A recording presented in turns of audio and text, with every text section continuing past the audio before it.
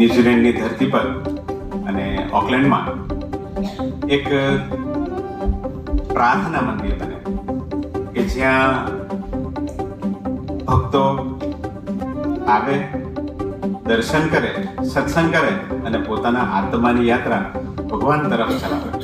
અને એટલા માટે હરિપ્રસાદ સ્વામીજીએ 1986માં કેનેડામાં સંકલ્પ કર્યો કે ન્યુઝીલેન્ડમાં ભક્તો છે અને આપણે ન્યુઝીલેન્ડ જવું છે. તો 1986માં એ વખતે ન્યુઝીલેન્ડમાં કોઈ નહોતું સત્સંગમાં, પણ સ્વામીજીના સંકલ્પે જે ભક્તો ભગવાને ન્યુઝીલેન્ડની ધરતી પર મોકલ્યા છે અને એ બધાને પ્રેરણા થઈ કે ચાલો આપણે પણ ભેગા થઈને સત્સંગ કરીએ. અને પછી બધા ભેગા થયા અને સ્વામીજી 1996માં ફર્સ્ટ ટાઈમ ન્યુઝીલેન્ડની ધરતીને ગ્રહણ કરી, પવિત્ર બનાવી અને ત્યાંથી 96 to 2020 સુધી સ્વામીજી પધાર્યા.